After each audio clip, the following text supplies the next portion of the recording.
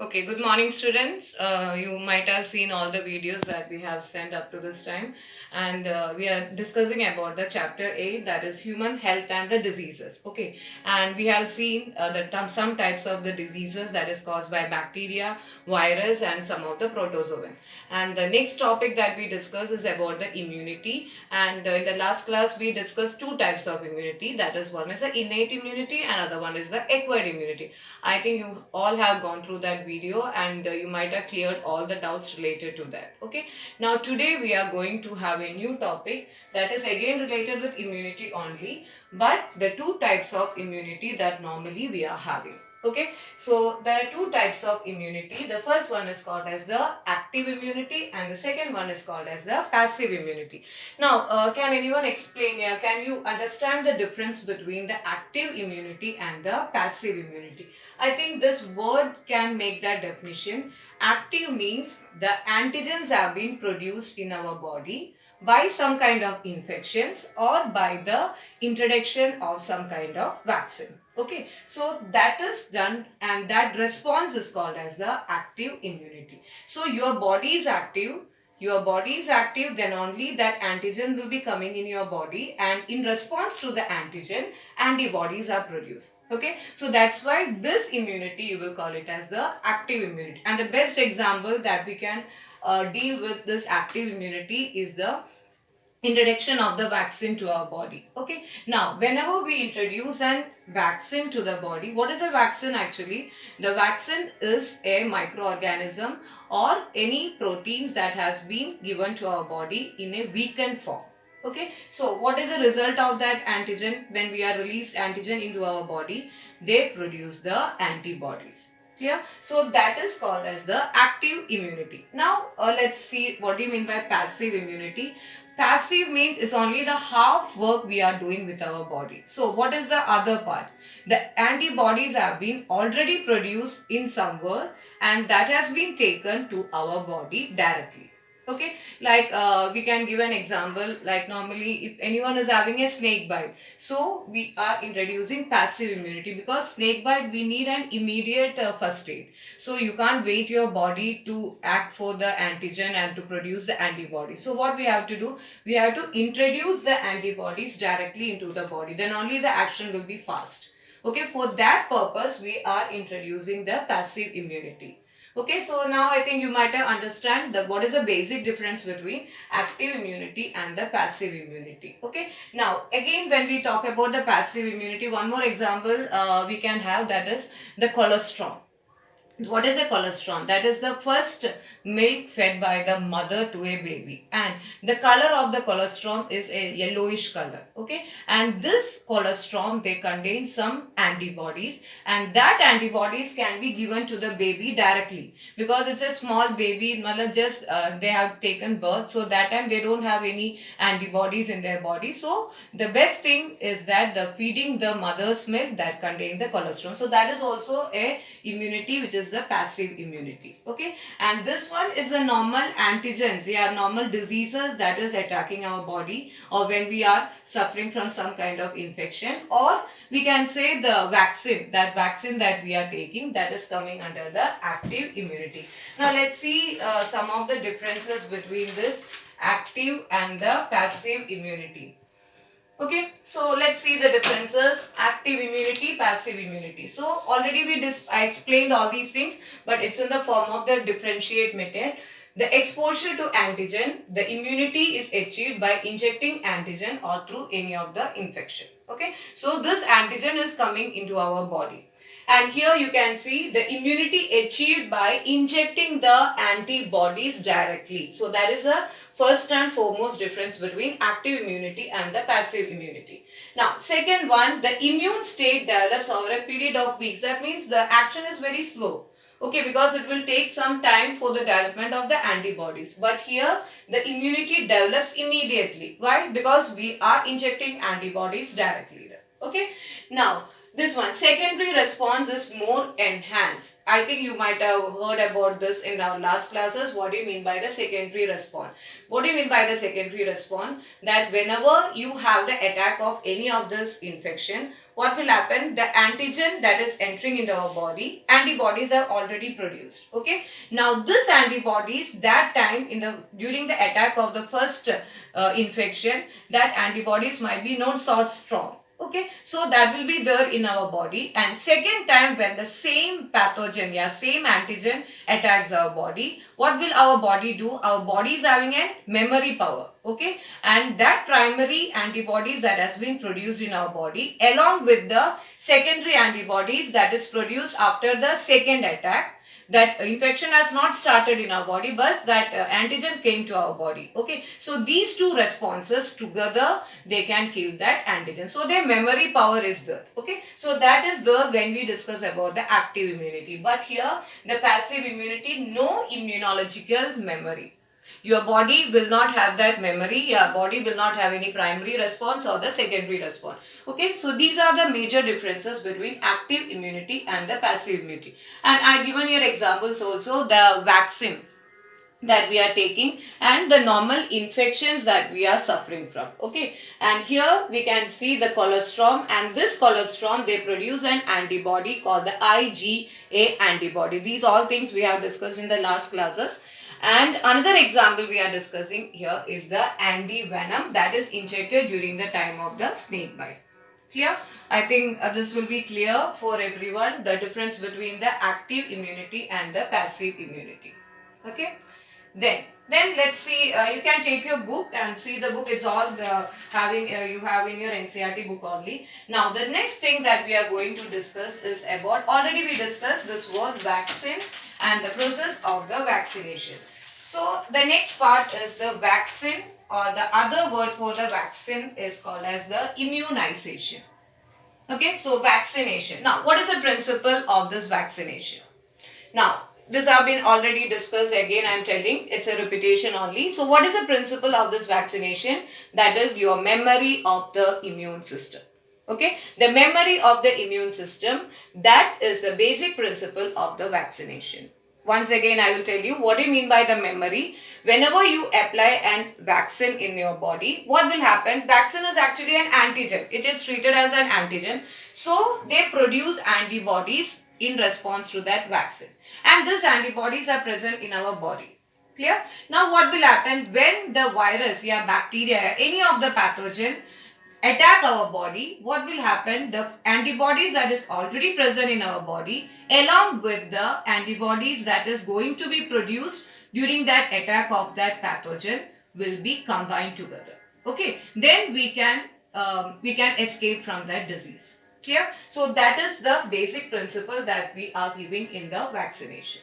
And again, the same thing, if you are having a vaccination process or immunization process, it can be an active vaccination process or it can be a passive one. Okay, so already we done active and the passive. That is passive we are having even if you have suffered from tetanus. Okay, so what we have to do, you have to immediately input the antibodies to kill that organism. Clear? And the same thing with the snake bite, we are applying the antivenom. So all these are coming under the passive, and active, like it's a normal infection. Okay, so that is the basic principle coming in a vaccination. Now again, what is a vaccine?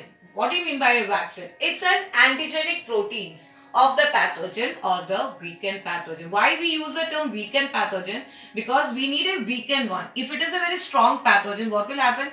We will suffer from the disease. So it has to be attenuated into a weak form so that the reaction will not be there that time. Only thing we need is the production of the antibody. So that's why we are using a weakened pathogen. Clear? Then the next one, what is the result?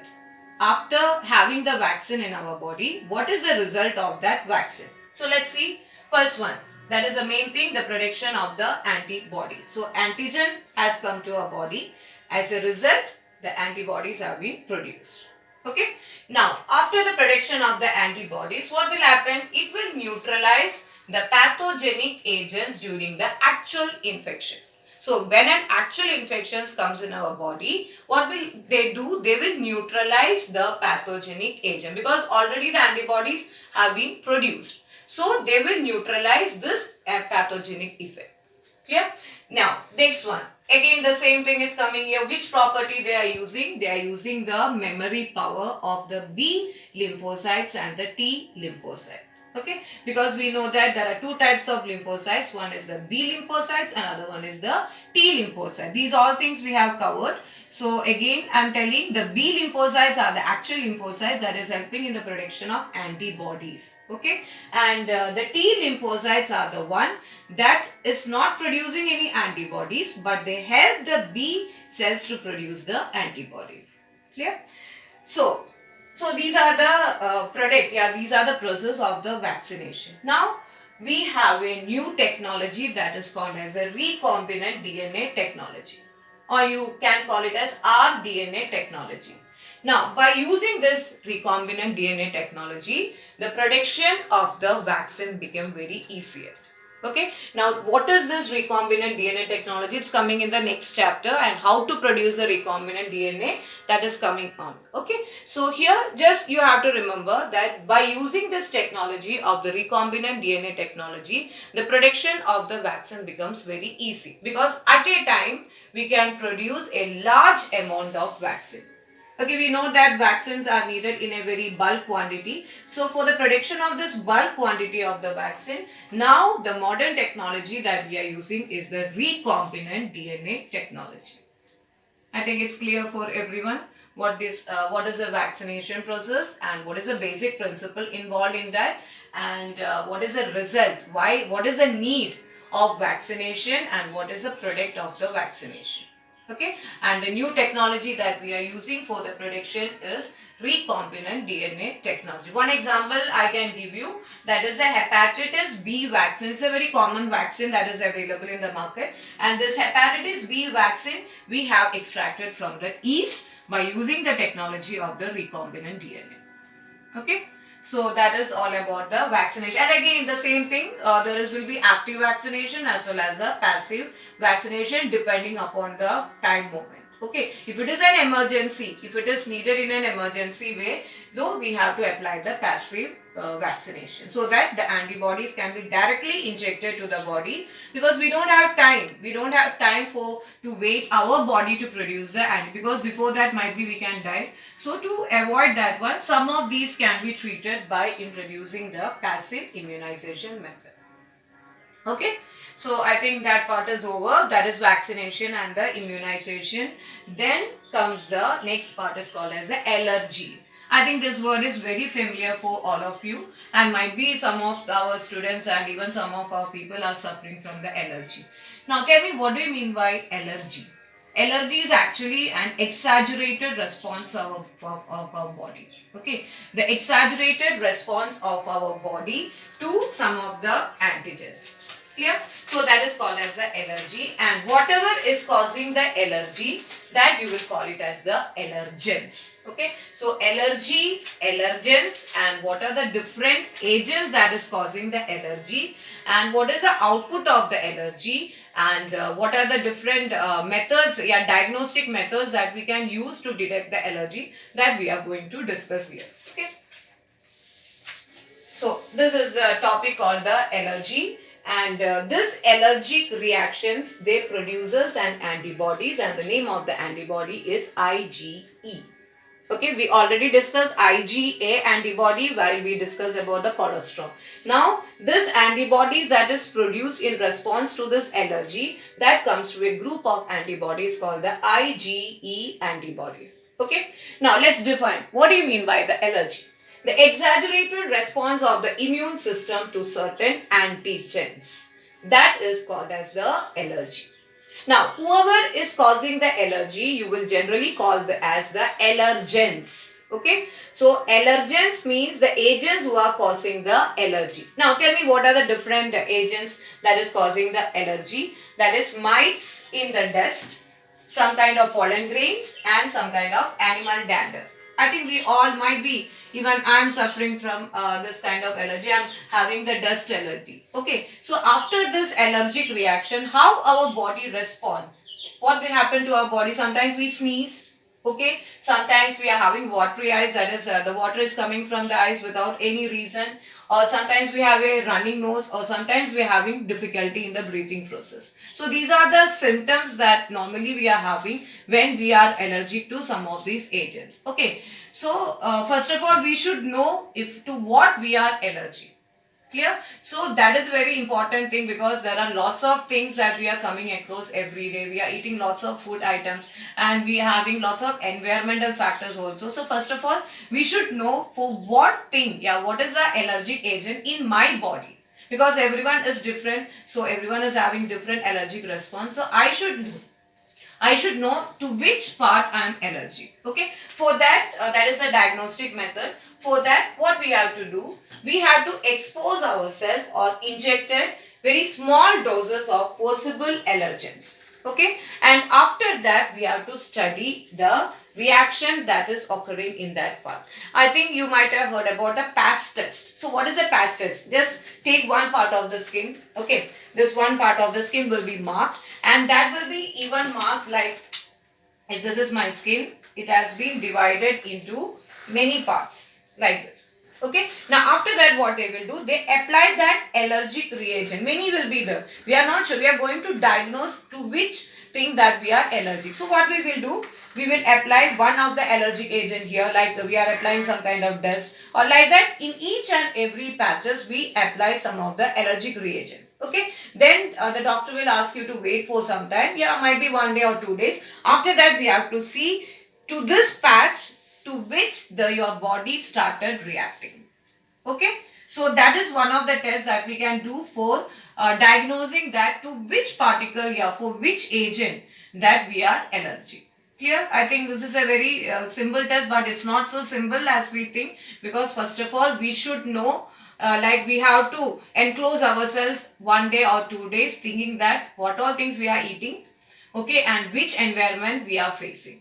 After that only, might be like I'm eating this kind of things today, so I have to record all these things, and then only we have to consult the doctor, and the doctor will tell you, okay, these things you have been exposed today, so let me do the patch test today by exposing your body to this kind of antigen. Yeah. So this is how we can diagnose the allergy. And what is the cause of this allergy? That is the other thing. What is the cause? And not everyone will be having this allergic reaction.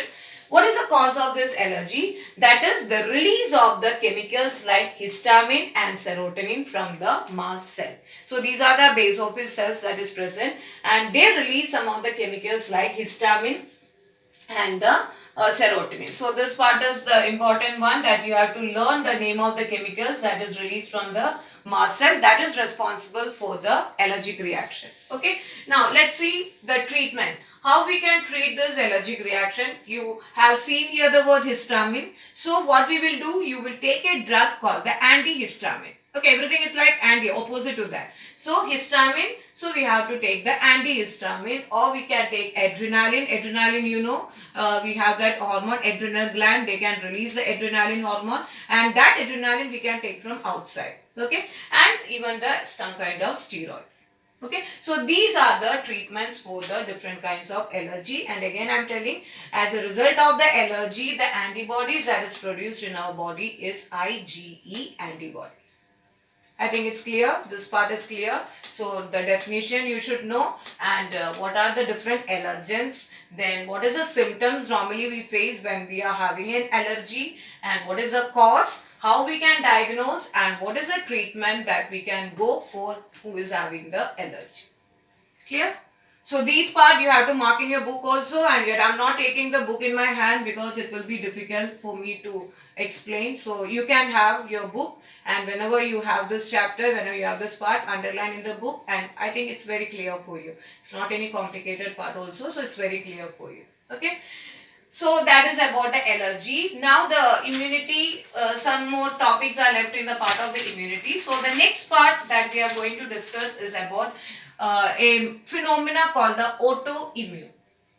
Okay, auto means, what do you mean by the word auto? Self. And immune, you know, the word meaning of immune, you know. So what do you mean by the word autoimmune? Autoimmune is the word that our body has a memory part, and this memory can identify one foreign cell as well as the self cell. Now, I don't think there is any meaning to explain what is a foreign cell and what is a self cell. Foreign cell, something that is coming from outside, and cells means the cells that is present in our body. Yeah, the part of our body that is called as the cell. So autoimmune means our body will develop a property or a memory power that can differentiate a foreign cell from a cell. Okay, but one thing is there, like this topic autoimmune is still under the process of more discoveries and all, because it's not very clear what is the cause of this autoimmune, or sometimes some of them don't have this autoimmune system, so it's not very clear, but still they have divided these autoimmune into the two categories you can see here. So what is the basic principle that we are using here? That is a memory based acquired immunity. Clear? Memory based acquired immunity. So we are following two rules, because I told you there are lots and lots of things has to be discussed again. Then only we can have this autoimmunity in a proper way, but still the discoveries are keeping on going. Okay, so the first one is the one thing that I told you, that is your body has the capacity to differentiate a foreign cell from a self cell. Okay, now the second part is a disease. We can say it's called as the autoimmune disease. Okay, what do you mean by the word autoimmune disease? That your cells lack the property of identifying your cell. Opposite of this one. Okay, opposite of this one means normally our cell have the capacity to differentiate foreign cell. But what will happen here? If you are suffering from autoimmune disease, your cells do not have the capacity to differentiate the cells and the foreign cell. Then what will happen? What will happen if your body lost the capacity to identify these two type of cell? Your body start attacking yourself. Clear? That is called that you are killing yourself. Yeah, your body is killing yourself. Like some of the organs like kidney fail, then liver, everything will be damaged by your own body, by the cause of your own body. And that disease you will describe as autoimmune disease. Understand? So that is the word meaning of autoimmune disease, that you are not able to identify your own cell, and your body's immunity is thinking that okay, that is also a foreign cell, and it start killing that cell. Clear? And that is called as the autoimmune. You can see here. And what is the reason behind it? There are some genetic reasons, but many reasons are unknown. Okay, there are genetic reasons are there, but many of these reasons are unknown. So your body attacks the cell and it will damage the body, and this disease you will call it as the autoimmune disease. And I think most of the people when we are in the 50s 60s years of age, many will suffer from this rheumatoid arthritis. Okay, it's the best example of autoimmune disease. Okay, it's a very small topic in your book, because might be it need more explanation part, and might be some of the genetic factors are also involved that we are not able to explain what's the exact reason for this autoimmune system. Yeah. So that is about the autoimmune system. Then so we have finished active immunity, passive immunity, their principle, then immunization. Then comes the allergy, and then the autoimmune. Now the next part is the immune. Already we discussed the immune system. Now we have to see what are the different organs that is involved in the immune system. Okay, so the organs, the parts that is related to the immune system. One thing we know, everyone knows, that is the lymphocytes, they are lymphatic system. Okay, and there are some tissues are involved, and some of the antibodies are there. Clear? So now let's see what are the organs and where it is located in your body. So see here, this is the immune system of the body. So the immune system is under the control of these three mainly. One is the different kinds of lymphoid organs, and the other one is tissue cells, and the third one is the antibodies. Okay. Now let's start from these two we already discussed. Now this here you have to discuss about the lymphoid organs. Now, lymphoid organs are of the two types of the lymphoid organs. One is the primary lymphoid organs and other one is the secondary lymphoid organ. Now, what is the function of the lymphoid organs?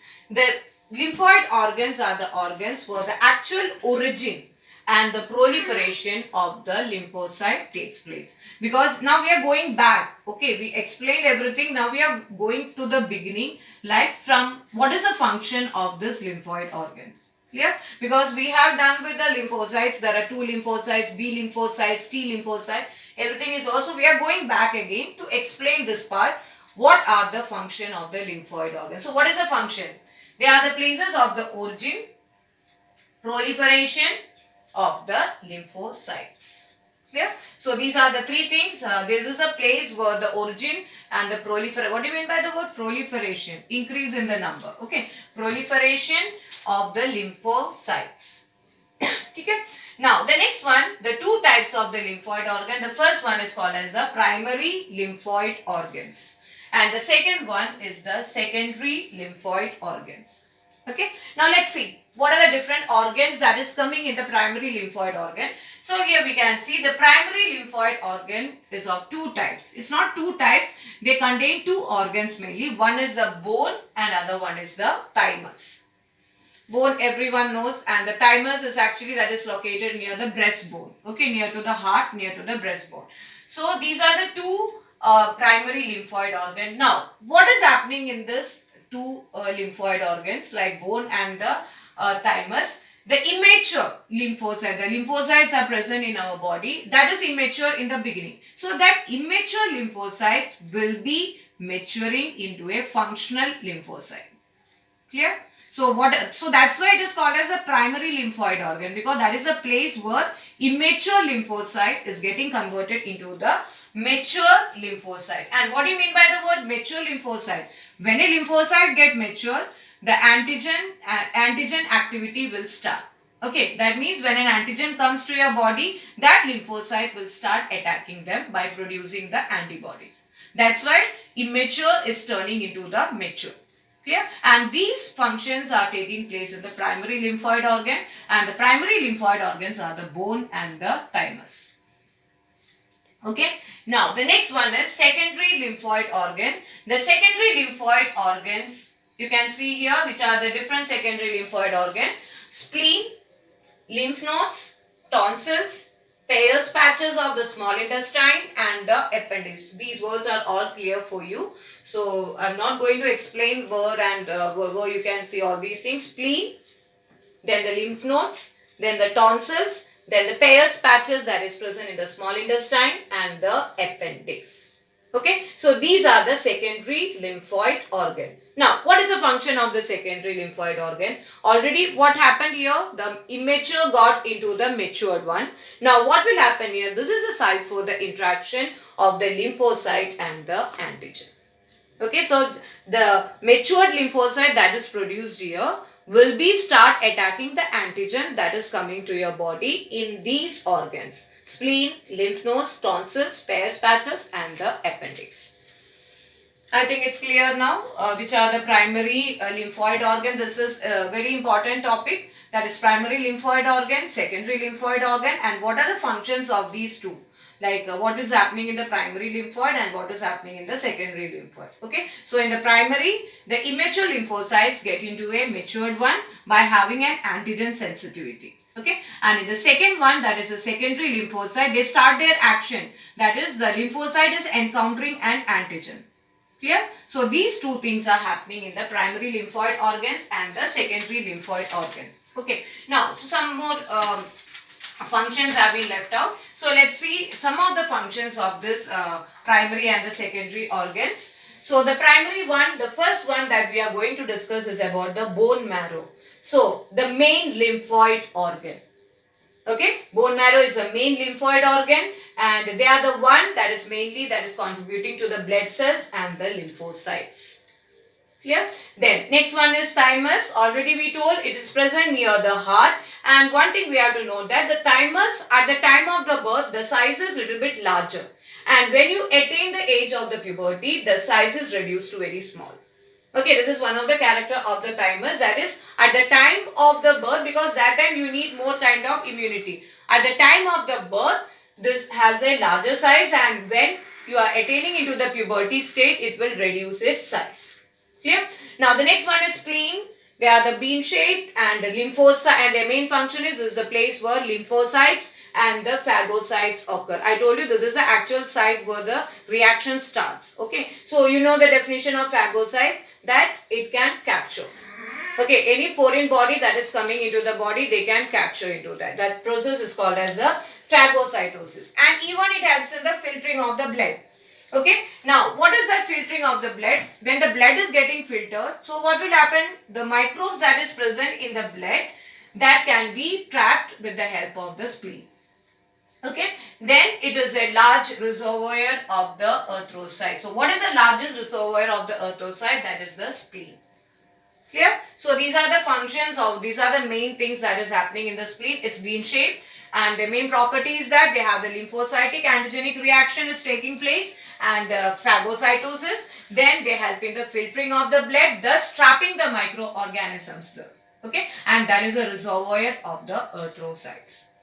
Now come to the, so these are the main three parts that we are discussing here, and the next one is the lymph nodes. Okay, when we discuss about the lymphatic vessel, in some of the junctions we can see some swollen structures like this. These are the, if you can see your book, it's given in your book here. You can see here, these are the lymph nodes. You can see some black color structures here that is present in each and every junction. So that is called as the lymph nodes. And these structures that showing here is the lymphatic vessel, and you can see this is the thymus. Okay, so this is called as a lymph node. Now again, what is the function of this lymph nodes? This nodes, they trap the microorganism. Okay, this node, they trap the microorganism, and after trapping that microorganism, what is that microorganism? That is an antigen, and the activation of the lymphocyte starts. Clear? So that is the main function of the lymph node. They filter, they trap the microorganism, and once the microorganism trap in that node, what is getting activated? The lymphocytes get activated. And what is activation property of lymphocyte? They start producing the antibodies, so that that microorganism can be killed with the help of this antibodies. Okay. Now, one small part that is given in your book, that is a word called the MALT. M-A-L-T. What is the full form of the MALT? Mucosal associated lymphoid tissue. Okay, mucosal associated MALT. M-A-L-T. Mucosal associated lymphoid tissue. Now, this MALT is the constituting the 50% of our lymph tissue. Clear? Now, where it is present? It is present in the line mucosal. You can see that word mucosal. So, what is that word mucosal? Mucus. Clear? So, that mucus is present on the lining of the respiratory tract, digestive tract, and the urogenital tract. Okay, why we need all these mucosal lining? To protect these tracts from the attack of microorganism, because they have the mucus lining. So with the help of the mucus lining, they can trap the foreign materials in that mucus. Clear? So this is called as a MALT. So you have to study this one as separate one, MALT, M-A-L-T, and that composing about 50% of your lymph nodes. Clear, everyone? So I think this part is clear, like what are the lymphoid organs? That is a primary lymphoid, then secondary lymphoid, and what are the parts that is involved in the primary? That is bone and the thymus, and the secondary we are having the spleen, then tonsils, then the Peyer's patches of the small intestine, and the appendix. Now we have seen what are the functions that has been done by the bone marrow, then the thymus, then the spleen. I think it's all clear. Clear? Then we discuss about the lymph nodes. That is a place where the trapping of the microorganisms takes place. And after it gets trapped, then the lymphatic antigenetic sensitivity starts, or the reaction starts there. Okay. Then we discuss about the MALT, that is the mucosal associated lymphoid tissue. I think it's all clear for you, and that is about this topic.